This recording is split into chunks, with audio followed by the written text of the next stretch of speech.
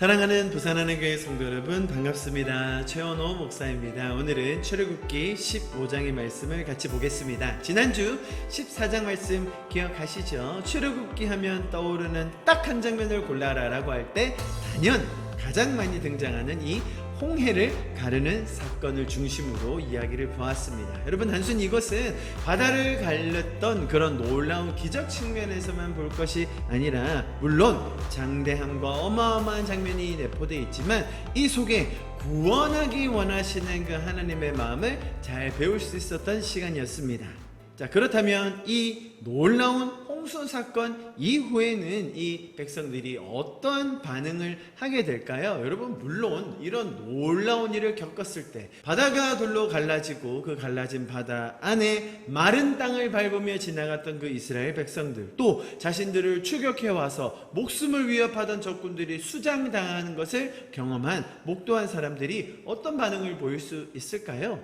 여러분, 이 도표 기억하실지 모르겠습니다. 제가 출애굽기 초반 장들을 설명할 때 여러 번 언급했던 이 도식인데요, 이것은 다름 아닌 하나님께서 일하실 때 우리에게는 하나님을 향한 그 신뢰와 믿음이 쌓이게 된다라는 그런 설명이었습니다. 하나님은 우리를 계속 설득하시고 설명해 주시고 자신을 계시해 주심으로 말미암아 우리 안에는 그분을 향한 믿음과 신뢰가 쌓이게 되죠. 자, 여러분, 이런 역학 속에 그렇다면 사람들은 하나님이 일하심을 경험했을 때 보일 수 있는 반응이 있어요. 여러분, 그것을 우리가 뭐라고 부릅니까? 찬양, 찬송, 예배, 감사 등으로 이야기할 수 있는 것입니다. 오늘 15장 초반부에는 그런 좋은 예가 등장하는 것이죠. 여러분, 누구라도 그런 놀라운 하나님의 역사를 눈앞에서 목도한 후에는 자연스럽게 당연히 찬양하는 반응이 나올 것입니다. 누군들 그러지 않겠습니까? 이스라엘 백성도 그렇게 하나님을 높이고 찬양하는 것을 15장, 거의 절반에 가까운 장을 할애해서 그 내용을 기록해 놓고 있어요. 이 말씀이 너무나 구약에서 유명합니다. 이사야서 43장 21절의 말씀인데요, 제가 한번 읽어드리겠습니다. 이 백성은 내가 나를 위하여 지었나니 나를 찬송하게 하려 함이니라. 여러분, 하나님은 우리가 하나님을 찬송할 수 있도록 만들어주시는 분이십니다. 우리를 위해 그렇게 일해 주시는 분이세요. 우리가 찬송을 해야만 하나님이 영광 받으시고 찬송을 해야만 하는 존재로 지음 받았다는 그런 얘기가 아니라, 여러분, 출애굽기에 보면 어떤 흐름이 있는 거예요? 우리가 찬송하지 못하는, 우리가 하나님을 알지 못하고 높여드리지 못하는 그런 존재였는데, 하나님은 우리를 위해 일하시고 설득하심으로 말미암아 우리가 하나님을 찬송할 수 있는 존재가 된다라는 것이 바로 성경의 메시지고, 하나님께서 우리를 위해 일하신다라는 그런 의미라는 겁니다. 그래서 출애굽기 15장 전반부에 나오는 미리암이 진두지휘했던 이 찬양이 성경에 나오는 가장 놀라운 찬양 중에 한 부분으로 사람들에게 많이 인식되곤 합니다. 여러분, 그런데요, 우리가 기억해야 될 게 있어요. 사람들이 이렇게 찬송하고 찬양하면, 이제 이들이 하나님을 알게 되었고, 하나님을 인정하고 드디어 뭔가 대단한 믿음 있는, 정말 헌신하는 그런 성도가 되었는가? 그리스도인이 되었는가? 여러분, 우리가 15장 전체의 그림을 보면 이 성도들의 찬양이, 지금 출애굽기 15장에 이렇게 하는 찬양이 얼마나 미숙한 것인가, 아직 연약한 것인가를 알게 됩니다. 자, 그것을 알아보기 위해서 우리가 이 출애굽기 15장의 전체 큰 그림을 제가 오늘 먼저 좀 설명드리고 시작하려고 하는데요, 처음 1절에서 21절은 제가 좀 전에 설명드렸듯이 홍해 사건을 경험한 그 10가지 이적을 경험하고 이제 드디어 출애굽을 한 이 이스라엘 백성들의 찬양으로 구성이 되어 있습니다. 그런데 아주 신기하게도 바로 이어서 나오는 이야기가 뭔지 아세요? 우리가 너무 잘 알고 있는 마라의 쓴물 이야기예요. 물이 써서 마시지 못했다. 그 지역의 이름이 뭐라고요? 마라라는 지역이다. 여러분, 우리가 많이 알고 있죠. 그런데 이 두 장면이 연결되어 있었다라는 것 혹시 알고 계셨습니까? 그 사람들이 그렇게 찬양하고 하나님을 높여드리고 막 둘도 없는 신이라고 하면서 하나님을 경배하고 나서 3일 지나고 나서 마라의 쓴물 이 사건을 맞닥뜨리게 돼요. 그들이 어떤 반응을 했는지 아시죠? 물이 너무 쓰다고 불평불만 원망을 얼마나 늘어놓는지 몰라요. 자, 그러고 나서 바로 이어지는 장면에서는 당연히 하나님께서 그 마라의 쓴물 사건에서도 문제를 해결해 주시고요. 바로 이어서 여호와의 법도, 율례, 약속을 주시는 장면이 나옵니다. 그리고 나서 마지막 한 절에는 이 엘림이라는 지역이 나오죠. 그곳은 물샘이 있고 많은 종려 나무가 있었던 그런 지역이었습니다. 자, 보세요 여러분, 이런 구성으로 15장이 있는데요. 자, 그렇다면 우리가 아까 앞에서 봤던 그 미리암의 진두지휘하에 이뤄졌던 찬양이 정말로 우리가 본받아야 할 그런 장면으로만 생각할 수 있을까요? 사실은 15장에서는 이런 사람들의 반응이 찬양으로 나온다 할지라도 아직 구원받지 못한 상태로 머물러 있는, 즉 십자가의 보혈과 하나님과의 관계 회복을 아직 경험하지 못한 이 이스라엘의 찬양은 미숙하기 그지 없었다는 것이죠. 여러분, 그 1절부터 21절까지의 말씀을 한번 읽어보십시오. 그들이 찬양하는 내용, 그 찬양하는 원인이 분명 하나님께서 일하신 것에 대한 반응으로 나오고 있긴 합니다만 조금은 1차원적이고 본능에 가까운 것을 알 수가 있어요. 적들이 수장되었다, 우리만 구원하셨다, 우리를 살려주셨다. 여러분, 만약 우리가 하나님과의 그 친밀한 관계와 또 하나님께서 태초부터 계획하셨던 그 원형적인 디자인과 계획 안에 들어갔을 때에는 사실은 어떤 생명이라도 경히 여길 수 없는 그런 하나님의 마음이 우리 안에 부어지죠. 사실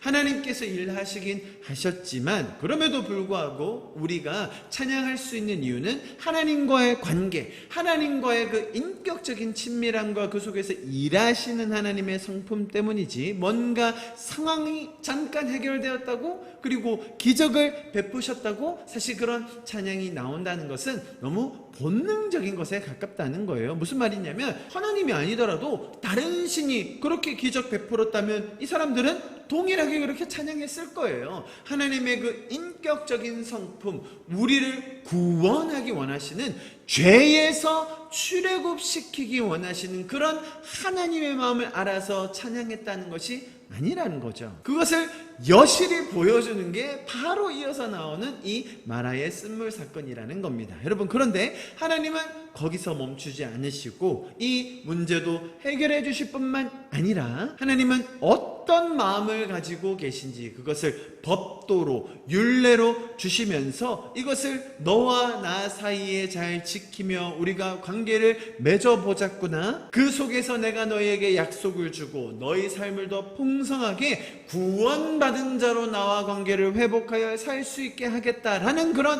약속까지 주신다는 거예요. 여러분, 이것이 하나님과 다른 종교의 신, 다른 세상의 어떤 신과도 구별되는 지점이에요. 여러분, 기적요, 놀라운 일들요, 세상의 신들도요, 세상의 다른 곳에서도요, 어쨌든 일어나기도 하지 않습니까? 그런데 그 신의 마음을 안다, 그 신의 원래 계획에 동참한다, 또 그 신이 우리를 위해 구원하기 위해, 죄에서 출애굽시키기 위해 일한다. 그것을 소통하며 나누고 대화하며 친밀한 관계를 쌓는다. 여러분, 이것은 성경에 나오는 하나님만이 우리에게 보여주시는 놀라운 점이라는 거예요. 보세요 여러분, 분명 3일 동안 길 가면서 목 말랐겠죠. 아주 힘들었을 겁니다. 그런데 27절에 딱 넣어놓은 게 뭐예요? 엘림이 있었던 거예요. 사실 그 마라 지역에서 쓴물 있을 수도 있죠. 인생에 쓴맛이 왜 없겠습니까? 그러나 하나님께서는 이미 엘림을 준비해 놓고 있으셨거든요. 얘네들이 쉴 만한 타이밍에, 쉬어야 할 타이밍에 충분한 물과 종려나무로 그늘에서 푹 쉴 수 있도록 계획해 놓고 계셨거든요. 그런데 이스라엘 백성들은 이것을 몰랐다는 것이죠. 자, 여러분, 이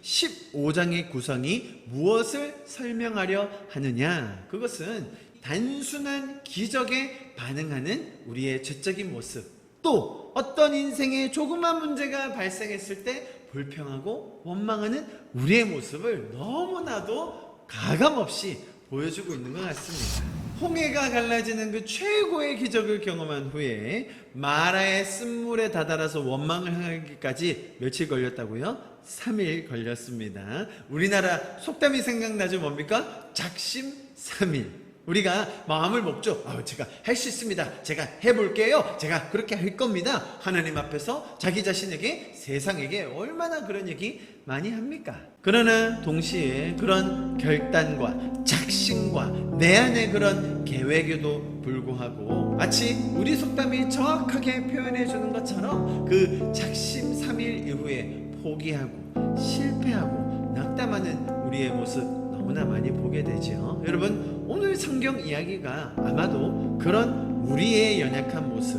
아니 조금 더 깊게 얘기하면 죄성으로 인하여 하나님과의 관계가 분리됨으로 인하여 우리가 세상에서 많은 것들을 시도하고 잘 살아보려고 하고 행복해지려고 하고 의미 있는 삶을 사려고 하지만 그것이 결국은 지금 이스라엘 백성들의 이 모습처럼 실패할 수밖에 없다는 것을 설명해 주는 건 아닐까요? 여러분, 그렇기 때문에 우리에게는 이 기적보다 훨씬 더 깊고 놀라운 이 복음의 구원이 필요한 줄 믿습니다. 단순히 기적을 많이 베풀어 주신다, 정말로 하나님은 능력 있다, 그런 신이 우리에게 필요하다라는 차원이 아니라 우리의 본질적인 죄적인 타락, 하나님과 분리되어 영이 죽을 수밖에 없는 우리의 상태를 이해하게 하시고, 동시에 그렇기 때문에 우리에게는 죄로부터의 구원, 출애굽이 너무나도 절실하다는 것을 성경은 우리에게 보여주고 있는 거예요. 자, 그렇게 될 때 하나님은 우리에게 어떤 존재가 되시는 거죠? 우리를 구원하기 원하는 분.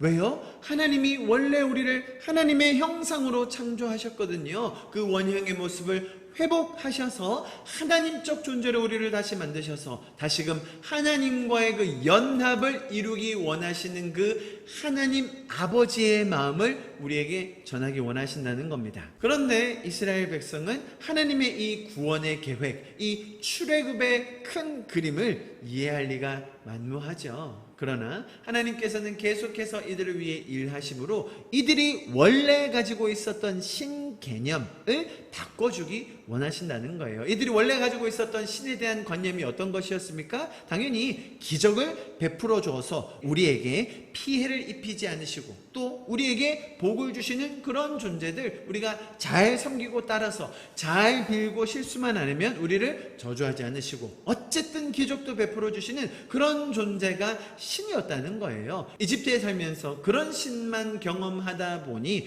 여호와 하나님도 동일한 비슷한 존재로 그들은 생각하고 있었던 겁니다. 그러나 출애굽 속에 담겨있는 이 하나님 아버지의 마음을 이들이 점점 더 배워가면서 정말로 관계 맺기 원하시는, 이들을 살려내기 원하시는, 구원하기 원하시는 그 하나님 아버지의 마음을 이스라엘 백성들이 배울 것이고요. 또한 저와 여러분이 이 말씀을 통해서 배워갈 수 있기를 간절히 축복합니다.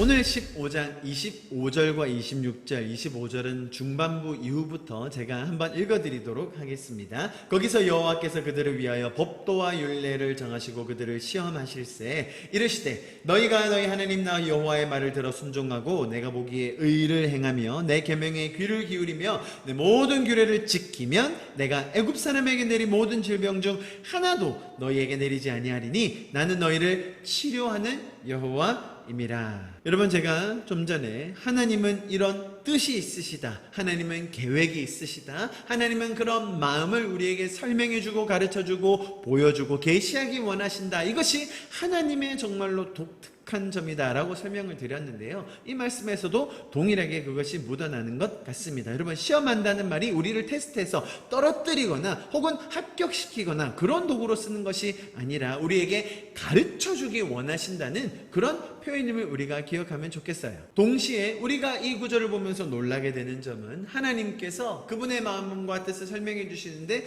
의라는 게 있다는 거예요. 하나님께서 정하신 정말 놀라운 삶의 기준이 있다는 거죠. 그래서 그것을 잘 지키고 살면 뭐라고 설명하십니까? 애굽에 내렸던, 이집트에 있었던 질병에 하나도 너에게 내리지 아니하겠다. 다 피하게 해주겠다. 나는 치료하는 하나님이라 라고 설명하셨는데요. 비록 저희가 출애굽기 15장에 와 있긴 하지만 또 성경을 조금 접해보신 분들은 이야기를 잘 알고 있을 겁니다. 제가 질문 이렇게 드려볼까요? 이스라엘 백성들이 출애굽하여서 광야에 있었던 40년이라는 기간 동안 이스라엘 백성들이 하나님의 말씀을 잘 따랐습니까? 아니면 끝까지 개기고 하나도 지키지 않았습니까?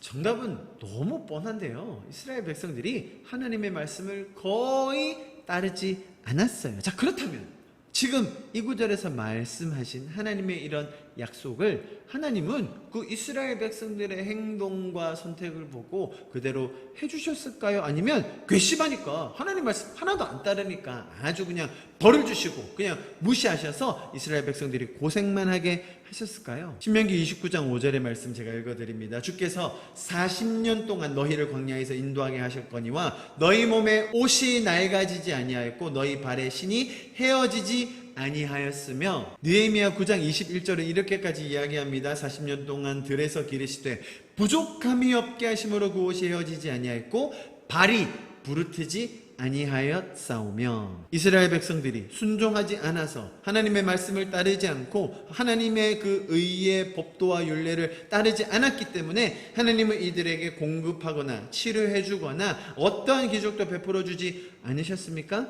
아니면 40년 동안 한결같이 지켜주시고 보호해 주셨습니까? 여러분, 성경은 이런 하나님을 저희에게 가르쳐 주는 것입니다. 비록 하나님께서 그런 조건적인 말로 이야기하실 때가 있어요. 그러나 성경 전체를 볼 때에 하나님이 얼마나 인격적으로 우리를 인도해 주시고 또한 동시에 가르쳐 주시며 우리를 인도해 주고 계신지를 우리는 이런 말씀 한 구절 한 구절을 통하여 배울 수 있게 되는 줄 믿습니다.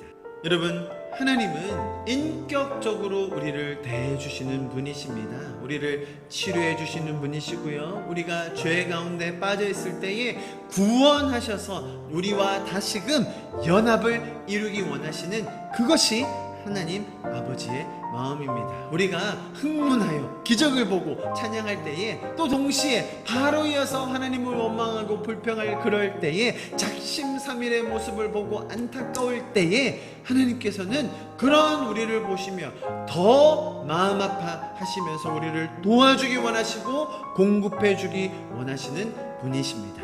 그래서 우리는 하나님을 우리의 아버지라고 부를 수 있으며 그분 때문에 우리는 찬양할 수 있는 존재가 되는 줄 믿습니다. 여러분, 오늘 출애굽기 15장의 말씀을 통하여서 하나님 아버지의 그 넉넉하시고 오래 참으시며 우리를 인도하시는 마음 배웠기를 간절히 축복합니다. 장마 기간인데요, 남은 한 주 동안도 건강하시고 다음 주에 16장으로 다시 돌아오도록 하겠습니다. 감사합니다.